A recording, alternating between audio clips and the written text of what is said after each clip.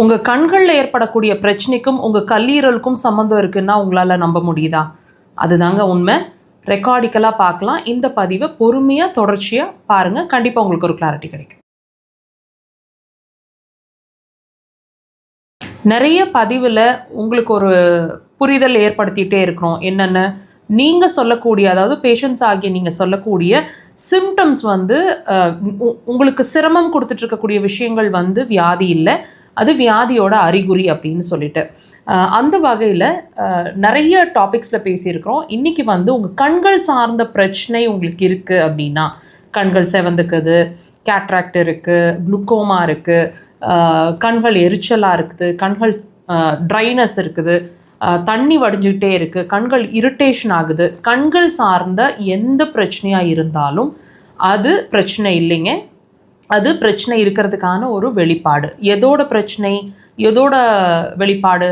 கண்டிப்பாக உங்களோட கல்லீரல் சார்ந்த பிரச்சனை இருக்குது அப்படிங்கிறதுக்கான வெளிப்பாடு. இதை ஒரு எக்ஸாம்பிளோட உங்களுக்கு சொல்கிறேன்.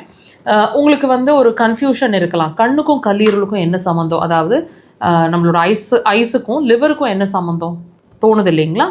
எஸ், அதுதாங்க உண்மை. நல்லா கவனிச்சு பாருங்கள். வில்சன்ஸ் டிசீஸ்னு ஒரு கண்டிஷன் இருக்குது. இது ரொம்ப ரேரான கண்டிஷன். 30,000 பேரில் ஒருத்தருக்கு தான் வருது அப்படிங்கிற மாதிரி. இது வந்து ஜெனட்டிக் டிஸார்டர்னு சொல்கிறாங்க, மரபணு சார்ந்த பிரச்சனை அப்படிங்கிற மாதிரி சொல்கிறாங்க. இந்த பிரச்சனை வர்றவங்களுக்கு மேஜராக பாதிக்கப்படுறது கல்லீரல் தான். ஆனால் அந்த பிரச்சனை இருக்கிறவங்களுக்கு கண்டிப்பாக கண்கள் சார்ந்த பிரச்சனை இருக்குங்கிறதையும் ரெக்கார்டிக்கலாக ப்ரூவ் பண்ணியிருக்காங்க. ஸோ கண்ணுக்கும் கல்லீரலுக்கும் டைரக்ட் தொடர்பு இருக்குங்கிறத இந்த விஷயத்துலேயே நம்ம தெரிஞ்சுக்க முடியும். அது மட்டும் இல்லை, இன்னொரு சின்ன எக்ஸாம்பிளும் சொல்கிறேன். அந்த காலத்தில் நம்மளோட மஞ்சக்காமாலைன்னு ஒன்று, அதாவது எல்லோ ஃபீவர்னு வருது இல்லைங்களா, அது உடனே இப்போ தான் வந்து நம்ம ஒரு லேப் டெஸ்ட் எடுத்து நம்ம கன்ஃபார்ம் பண்ணுறோம். அந்த காலத்துலலாம் வந்து ஒரு மருத்துவச்சி வருவாங்க, வந்தோடனே பார்ப்பாங்க, பார்த்தோன்னே ஐடென்டிஃபை பண்ணி இது மஞ்சக்காமாலை தானே சொல்லுவாங்க.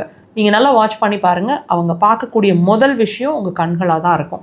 கண்கள் மஞ்சள் நிறமாக மாறும்போது உடனே வந்து இது எல்லோ ஃபீவர், மஞ்சக்காமாலைன்னு கன்ஃபார்ம் பண்ணிடுவாங்க. ஆனால் உண்மையாலுமே பாதிக்கக்கூடியது எது? உங்களோட கல்லீரல் தான்.